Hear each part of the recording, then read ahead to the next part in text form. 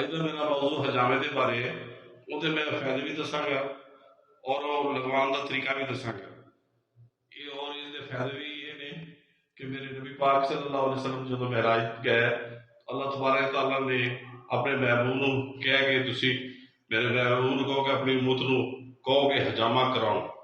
ਹਜਾਮਾ ਦੇ ਦਿਨ ਮੁਕਰਰਾ ਵੀ ਨੇ, ਜਿਹਦੇ ਦਿਨਾਂ 'ਚ ਤੁਸੀਂ ਹਜਾਮਾ ਕਰਵਾਉਣਾ ਹੈ 21, 19, 17 ਦਿਨ ਦੀ ਤਰੀਕ ਦੇ ਵਿੱਚ ਤੁਸੀਂ ਹਜਾਮਾ ਕਰਵਾ ਸਕਦੇ ਹੋ। ਇਹਦੇ ਜਿਹੜੇ ਫਾਇਦੇ ਨੇ, सांस की तकलीफ है, फेफड़ों के अंदर पानी इकट्ठा होया है, या कि थकावट महसूस होती है, या कि पट्ठा का दर्द है, मोटापे वास्ते हजामा बेहतरीन चीज है। हजामा मेरे नबी की सुन्नत है, अगर अदा करोगे तो इंशाल्लाह तो सवाब भी मिलेगा, बीमारी खत्म होगी।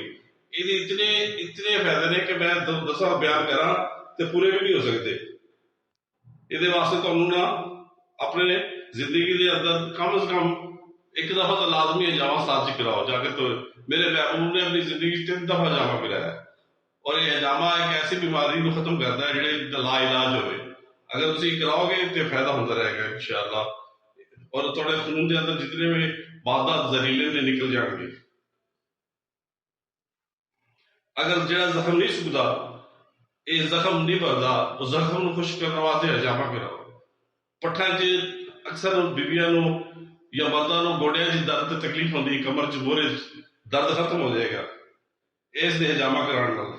जी दवाइयां इस्तेमाल करोगे ये शफा भी है, बरकत भी है।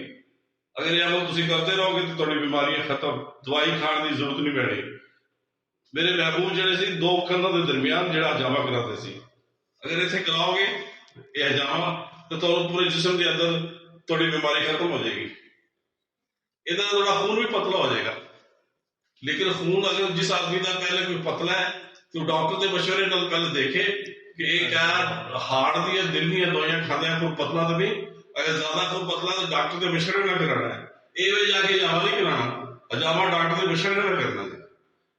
ये हजामा थोड़े जिंदगी दे विच फायदा देने वाली चीज है, ये अमल करो इंशाअल्लाह। मेरे नुस्खा थोड़े वास्ते जिंदगी का फायदा बन जाएगा। अल्लाह हाफिज।